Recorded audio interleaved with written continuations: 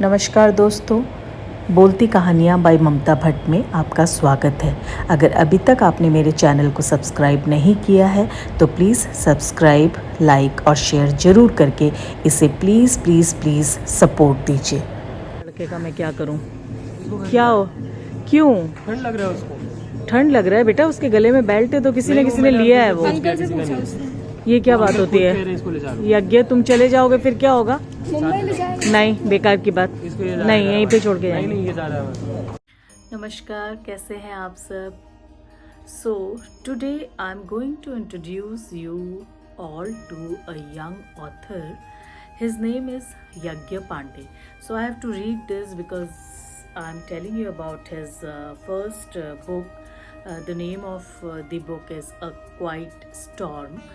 So Yagya Pandey was born and raised in New Delhi and Dehradun. He studied journalism and English literature and holds a diploma in Indian classical vocals. After completing his education in New Delhi, he moved to Mumbai to pursue a career in advertising as a copywriter. He's been an avid writer and a music composer since 2012 and a debutant author in 2023. So I'm talking about his book. So what is there? From a black notebook that he hides from the world to finding love and a family in Dehradun he hasn't met once in almost a decade. Will his story ever find its closure?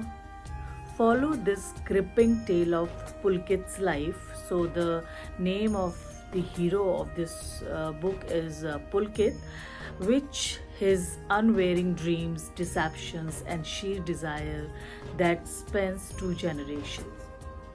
Mirza from Dharavi to Old Delhi, this young boy's tested innocence and his fate in an entirely new world lies in the hands of those he chooses to surround himself with. Or does it? Will his past lay the groundwork of his becoming? What does he learn? Most importantly, who is he? So, who is he? तो दोस्तों, जो मैं अभी आपको सुना रही थी, क्योंकि उसकी यज्ञ पांडे की किताब इंग्लिश में है, क्वाइट स्टॉर्म यानी कि एक शांत तूफान, तो ये पब्लिश हुई 2023 में यानी कि इसी साल। और मैंने आपको यज्ञ पांडे के बारे में बताया थोड़ा बहुत। तो चलिए अब मैं थोड़ा सा डिटेल में बताती हूँ। तो यज्ञ पांडे पैदा हुए हैं 1998 दिसंबर में। आप 1999 ही मान सकते हैं उसको।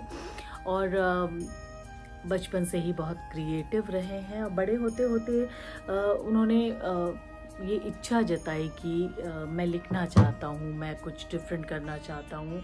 तो किसी ने उसको रोका नहीं, खासकर उसके पेरेंट्स ने उसको कभी नहीं रोका और बोला कि ठीक है, आप आगे बढ़िए, जो पसंद है वो ही करिए, क्योंकि लाइफ तभी आपकी कहते हैं ना कूल रहेगी कि आप ज़बरदस्ती कुछ नहीं करेंगे लाइफ में। तो उसने जो है ग्रेजुएशन किया मास कम्युनिकेशन में और उसके बाद माँ की जिद की वजह से उसने पोस्ट ग्रेजुएशन किया इंग्लिश लिटरेचर में, क्योंकि मम्मी को ऐसा लगता है कि नहीं, पढ़ाई पूरी होनी चाहिए।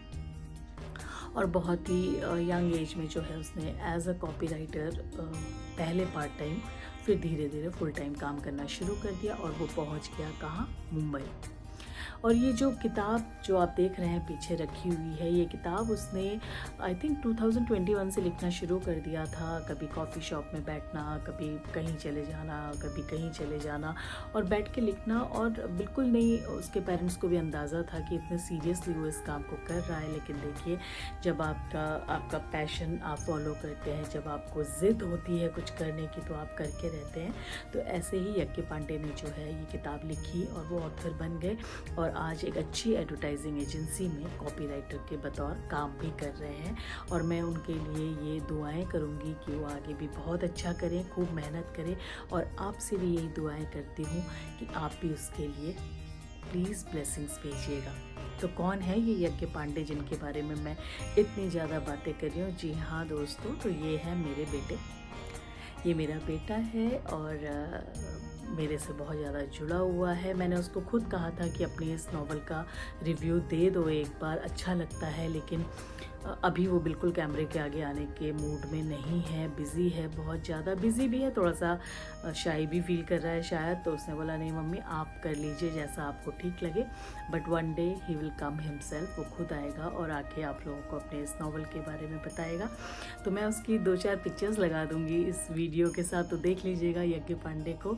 और अच्छा बडी है वो मेरा, और मैं बहुत खुश हूँ जिस तरह से वो अपनी लाइफ में आगे चल रहे हैं।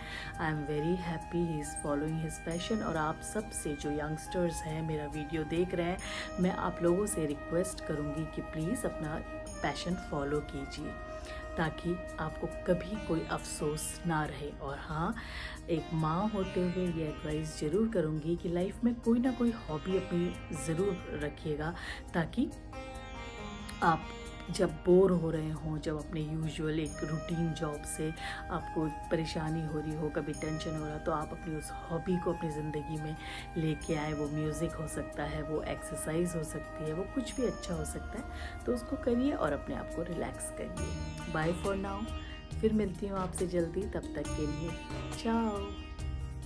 और हाँ, बोलना भूल गई कि अगर अभी तक आपने मेरे चैनल को सब्सक्राइब नहीं किया है तो प्लीज़ कर दीजिए ना। 16,000 तो पहुँचवाइए, कुछ मेरे ख्याल से 10-12 बचे हुए हैं, तो ये आप ही लोगों के वजह से होगा, तो प्लीज़ करिए।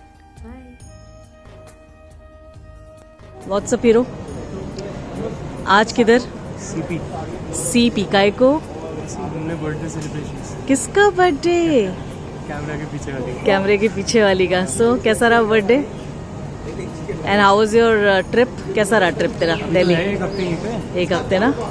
Thank you. तूने इसके बारे में? अरे हाँ, वो मूवी है, उसमें ब्रैडली कूपर है। ब्रैडली कूपर मुझे दिखाना, यज्ञ मुझे फोटो दिखाना।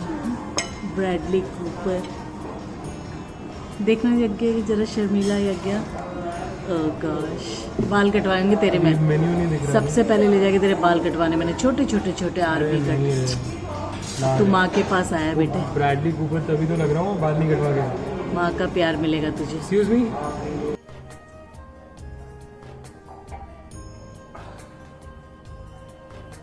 काम रोज ऑरेंज insulin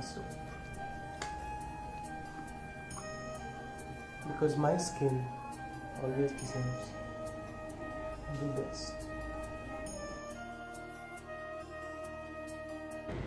thank you for watching. इसी तरह मुझे सपोर्ट करते रहिए।